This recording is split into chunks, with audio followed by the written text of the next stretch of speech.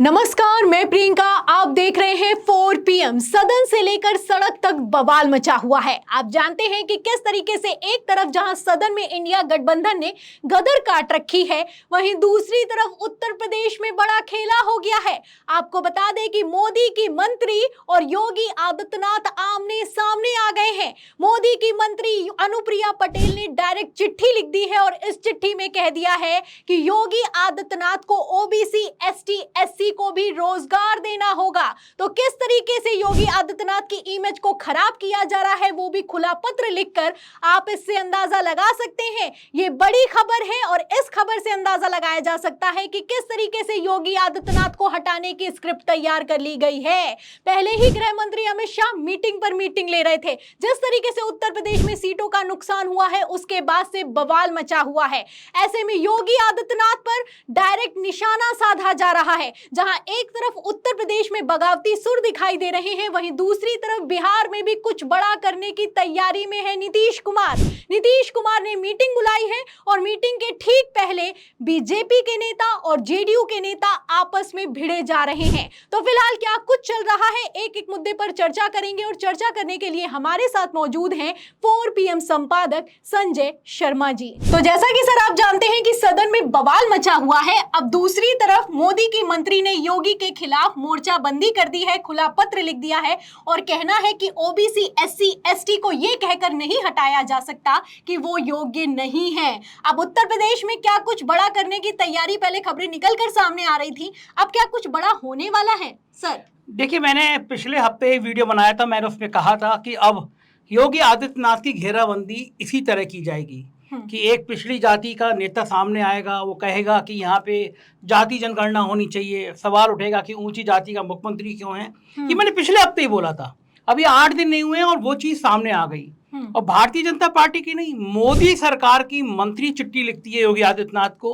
अनुप्रिया पटेल लिखती है कि मोदी जी ने तो बड़ा अच्छा काम किया है, एग्जाम में सब लोगों को एससी, एसटी, ओबीसी के बच्चों को रखा है, लेकिन आपकी सरकार में ओबीसी, एससी, एसटी बच्चों को कि क्वालिफाइड नहीं है कह के किनारे किया जा रहा है।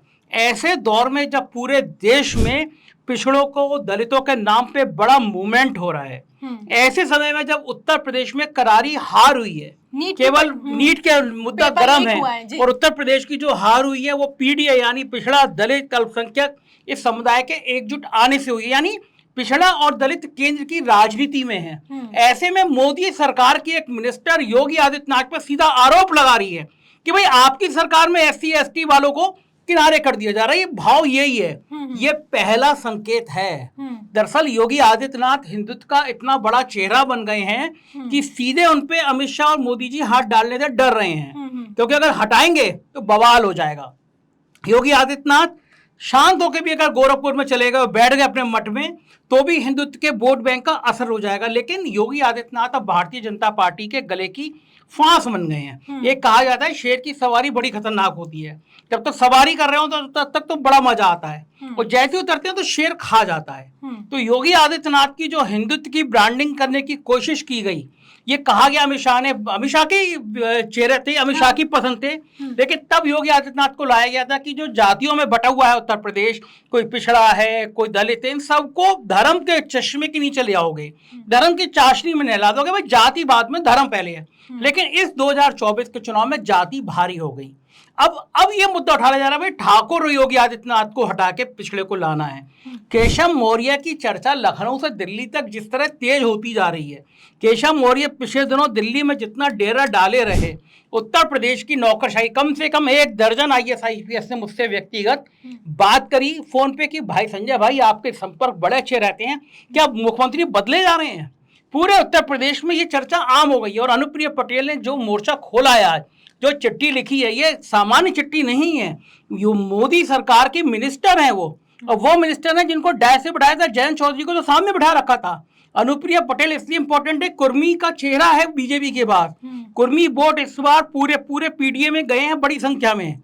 कुर्मी चेहरा है और योगी आदित्यनाथ की बगावत, योगी आदित्यनाथ के खिलाफ बगावत, बहुत कुछ बड़ा हो सकता है भाजपा में प्रियंका इस समय। तो सर लग तो रहा था पहले ही कुछ बड़ा हो जाएगा, अरविंद केजरीवाल ने भी बड़ा धमाका किया था, लेकिन अब उसके बाद जो ये तेजी से बढ़ता हुआ नजर आ रहा है, क्योंकि गृह मंत्री अमित शाह लगातार मीटिंग पर मीटिंग ले रहे हैं। योगी आदित्यनाथ को भी कैसे प्रधानमंत्री नरेंद्र मोदी ने सदन में अवॉइड किया, नमस्कार स्वीकार नहीं किया, तस्वीरें वायरल हो गई और योगी आदित्यनाथ भी नाराज दिखाई दे रहे हैं। उन्होंने कई वर्षों के बाद हिंदू युवा वाहिनी के साथ मीटिंग की है, तो योगी ने भी मोर्चा संभाल रखा है। तो ऐसे में आपको क्या लगता है सर, जब अब आमने सामने की जंग शुरू हो गई है तो ऐसे में उत्तर प्रदेश में क्या होगा, क्योंकि 2027 में विधानसभा चुनाव भी है। नहीं, 2027 से पहले और बड़े बड़े इंपॉर्टेंट चुनाव में जहां उत्तर प्रदेश की जिक्र होगा।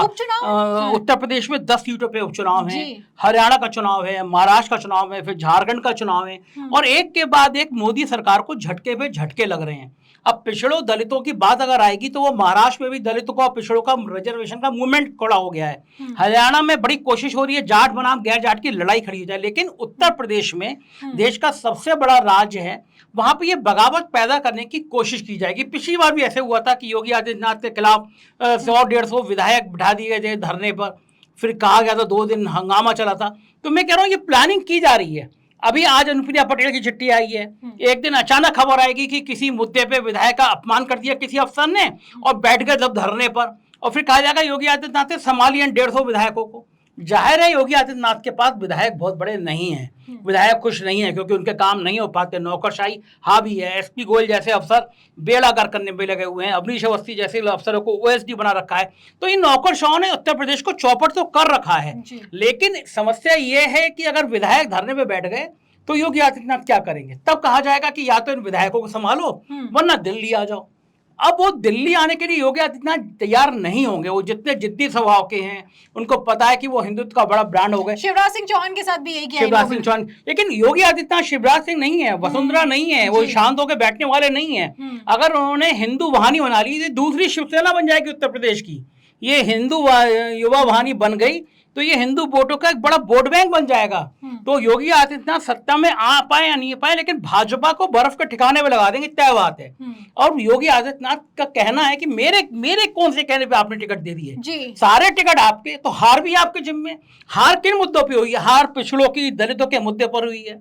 तो हार योगी आदित्यनाथ की हार का है तो दिल्ली की हार है, लेकिन मोदी की हार को नेता योगी की हार बताने में तुले हुए हैं। ये जो संघर्ष पैदा हो रहा है, योगी बनाम मोदी, अमित शाह बनाम योगी, ये संघर्ष अभी और बढ़ेगा, भाजपा के अंदर और बढ़ेगा, और ये सिर्फ फुटबॉल होगी तो इसके परिणति बहुत भयंकर हो सकती है। इसीलिए योगी आदित्यनाथ के खिलाफ ये माहौल बनाया जा रहा है कि योगी आदित्यनाथ ठाकुरों को संरक्षण देते हैं, पिछड़े दलितों के विरोधी हैं। इस केंद्रीय मंत्री इस तरह की चिट्ठी लिख दे तो प्रियंका साफ साफ है कि योगी आदित्यनाथ के खिलाफ साजिशें शुरू हो गई हैं। साजिशें सर पहले से शुरू हो गई थी। आपने जिक्र किया कि अमित शाह वर्सेस योगी चलता है और सबको पता है कि वो चलता है, लेकिन अब जब से नुकसान हुआ है सीटों का, तब से ये खुल्लम खुल्ला नजर आने लगा है। सर नारे भी लगाए गए कि अगर योगी को बचाना है तो मोदी को हटाना होगा, मगर योगी ने तो कह दिया है कि जब आपने मेरे मन से टिकट नहीं दिए तो हार आप ही की है। आपको क्या लगता है सर, जो ये नुकसान हुआ है भारी, इसके पीछे क्या खेल किया गया है? योगी आदित्यनाथ पहले ही से अपनी कुर्सी बचाने के लिए पूरे प्लानिंग में थे, क्या लगता है सर इस पर? देखिए, मैं ये कहूंगा कि जो ठाकुर नाराज हुए जी, मैं लगातार चुनाव के बीच में भी कह रहा था, ठाकुरों के ग्रुप में मैंने मैसेज पढ़े हैं, उस पर लिखा था योगी को बचाना है तो मोदी को हराना है जी। ये बात जग जाहिर हो रही थी, अगर 300 पार गए तो योगी हटा दिए जाएंगे। हाँ। अरविंद केजरीवाल ने आरोप लगा दिया था, मुझसे इंटरव्यू में कहा था अरविंद केजरीवाल ने, मैंने कहा था अरविंद केजरीवाल से कि आप जानबूझ के आग लगा रहे हैं। आप वो सुनवाइएगा दर्शकों को। अगर अरविंद केजरीवाल ने जो मुझसे कहा था कि आग लगा रहे हैं, मैंने पूछा था उनसे, बोले नहीं ये तो सब जने कह रहे हैं। इसका मतलब वो बात चर्चा का विषय थी कि योगी आदित्यनाथ को हटा दिया जाएगा। होना ये चाहिए था जब अरविंद केजरीवाल ने आरोप लगाया, तमाम सोशल मीडिया में चल रहा था, तो एक गंभीर किस्म के लोगों की तरफ से एक बयान आना चाहिए था। अमित शाह की तरफ से बयान आना चाहिए था, मोदी जी की तरफ से बयान आना चाहिए था, जेपी नड्डा की तरफ से बयान आना चाहिए था कि भाई सवाल ही नहीं है, योगी आदित्यनाथ को नहीं हटाया जाएगा। मोदी के लिए बयान आया सर, मगर योगी के लिए नहीं, योगी के लिए कभी नहीं आया। और जेपी नड्डा ने जब बयान देने की बात आई तब तक चुनाव पूरा बीत चुका था, ये मैसेज हो चुका था। फिर ये जो योगी आदित्यनाथ के चाहने वाले हैं उनको भी लगा यार योगी को हटा देंगे, इसलिए वो भी थोड़े न्यूट्रल होकर बैठ गए। हाँ। तो ये योगी के खिलाफ जो साजिशें चुनाव में की गई थी उसका खामियाजा भी दिल्ली को भुगतना पड़ा। वो जो पिछड़ों की दलितों की नाराजगी है वो तो दिल्ली के मुद्दे को है कि दिल्ली की जो सरकार की नीतियां हैं वो पिछड़ों के दलितों के खिलाफ हैं, पिछड़े दलितों का ख्याल नहीं किया जा रहा है। अब आप सेंगोल वाले के बयान है कि राजशाही का प्रतीक है वो, संविधान वहां रखा जाए। तो आपने जो कृत्य किए पिछड़ों को, दलितों को नुकसान पहुंचाने के लिए, उसका खामियाजा अब योगी आदित्यनाथ पे फोड़ने की तैयारी की। योगी आदित्यनाथ ठाकुर हैं, यहाँ पे पिछड़े को मुख्यमंत्री होना चाहिए। तो मुझे लग रहा है दो बिल्ली की लड़ाई में बंदर के लॉटरी निकलती है, तो बंदर तो नहीं है हमारे केशव मौर्य, बढ़िया इंसान है, मेहनती इंसान है, हिंदुत्व की बात वो भी करते हैं, तो हो सकता है लॉटरी उनकी निकल आए।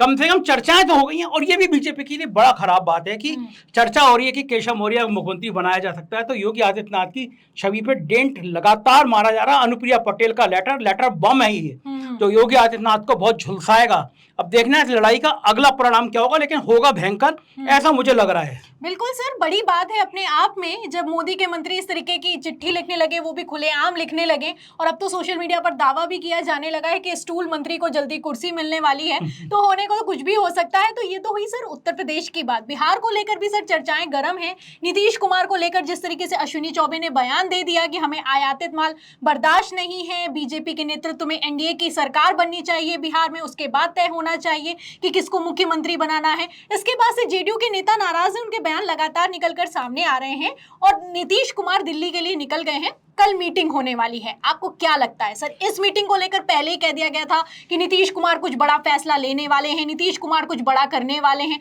और अब तो बयान भी आ गया सर। देखिए, नीतीश चाहते हैं कि बिहार में चुनाव जल्दी से जल्दी हो जाए, 4-5 महीने में चुनाव हो जाए। भारतीय जनता पार्टी चुनाव नहीं चाहती है। भारतीय जनता को लगता है कि अभी नीतीश का पलड़ा भारी है, बहुत बढ़िया रिजल्ट दिया है उन्होंने, तो बीजेपी इस चुनाव को टालना चाहती है और नीतीश इस चुनाव को जल्दी कराना चाहते हैं। लालू एंड पार्टी बड़े ध्यान से देख रही है। इनडायरेक्ट वे में नीतीश को इशारा है कि कहाँ पड़े हो चक्कर में, कोई नहीं है टक्कर में। और जाहिर है कि बिहार में जो राजनीति है, जो पिछड़े दलित का फार्मूला है, तेजस्वी इस बार दलितों को लाने में चूक गए।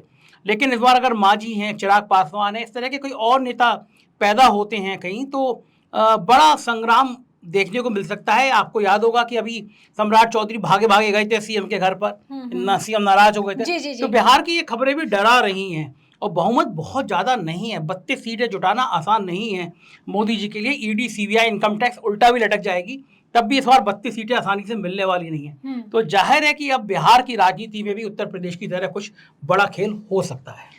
नमस्कार सर, बहुत बहुत धन्यवाद जो जानकारी आपने दी है। और उसके साथ मैं आपको बता दूं कि बिहार और उत्तर प्रदेश को लेकर चर्चाएं गर्म हैं और ये चर्चाएं अपने आप में काफी कुछ साफ करती हुई नजर आ रही हैं। उत्तर प्रदेश जहां पर सबसे ज्यादा लोकसभा सीटें हैं, बिहार आप जानते हैं कि 40 लोकसभा सीटें हैं, महाराष्ट्र जहां पर 48 लोकसभा सीटें हैं। हर एक जगह चुनाव होने वाला है और चुनाव से ठीक पहले ही नेतागण आपस में टकरा रहे हैं। ऐसे में गृह मंत्री अमित शाह हैरान हैं, परेशान हैं, टेंशन में दिखाई दे रहे हैं। प्रधानमंत्री नरेंद्र मोदी भी बैकफुट पर नजर आ रहे हैं और मोदी के मंत्री तो लगातार आप देख सकते हैं अब तो डायरेक्ट ही वार करते हुए नजर आ रहे हैं। वो भी सीएम योगी आदित्यनाथ पर वार किया जा रहा है। ये सीएम योगी आदित्यनाथ हैं, शिवराज सिंह चौहान, वसुंधरा राजे नहीं। ऐसे में जो लड़ाई छेड़ दी गई है वो काफी दिलचस्प होने वाली है। तो फिलहाल इस पूरी चर्चा पर, इस खबर पर आपको क्या लगता है? क्या पूरी स्क्रिप्ट दिल्ली में तैयार कर ली गई है? क्या जल्द ही योगी आदित्यनाथ को हटाया जाएगा? इस सवाल के जवाब में आपकी क्या राय है हमें कमेंट बॉक्स में जरूर लिखें। वीडियो को ज्यादा से ज्यादा शेयर करें, सब्सक्राइबर बटन दबाएं, हमारे चैनल को लाइक करें, सब्सक्राइब करें, ज्वाइन करें। फिर मिलती हूं अगली खबर के साथ, तब तक के लिए धन्यवाद।